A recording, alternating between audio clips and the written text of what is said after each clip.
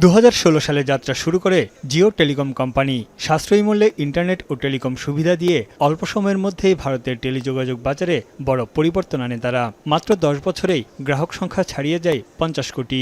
গেল বছর জিও স্পেসএক্সের সঙ্গে চুক্তি করে ভারতে স্টারলিংক ইন্টারনেট সেবা চালুর উদ্যোগ নেয়। টেলিকম সেবার পাশাপাশি ক্লাউড কম্পিউটিং, কর্পোরেট সেবা ও কৃত্রিম বুদ্ধিমত্তা সহ বিভিন্ন খাতে ব্যবসা বিস্তৃত করেছে জিও। নোভা এলইডি টিভি, ঝকঝকে ছবি, নিখুঁত শব্দ, 5 বছরের ওয়ারেন্টি। নোভা মানি সঠিক মান, নিশ্চিত সেবা। ভারতীয় ধনকুবের মুকেশ আম্বানির মালিকানাধীন রিলায়েন্স ইন্ডাস্ট্রিজের মালিকানাধীন প্রতিষ্ঠানটি ভারতের টেলিকম খাতের চিত্র বদলে দিয়েছে। এবার জিও প্ল্যাটফর্ম শেয়ার বাজারে আসার ঘোষণা দেয়। এরই মধ্যে প্রাথমিক গণপ্রস্তাব বা আইপিওর খসড়া বিবরণী অনুমোদন করেছে জিওর পরিচালনা পর্ষদ।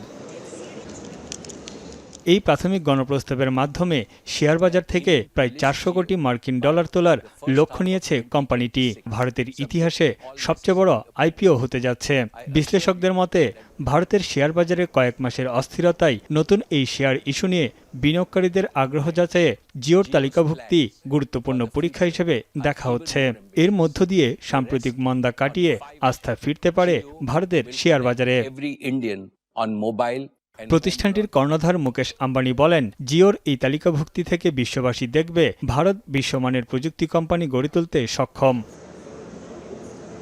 প্রায় 1 বছর অপেক্ষার পর আইপিও ঘোষণা করল জিও। গেল বছর আম্বানি বলেছিলেন 2026 সালের প্রথমার্ধেই কোম্পানিটি শেয়ার বাজারে আসবে। এই তালিকাভুক্তি রিলায়েন্স গ্রুপের জন্য গুরুত্বপূর্ণ মাইলফলক।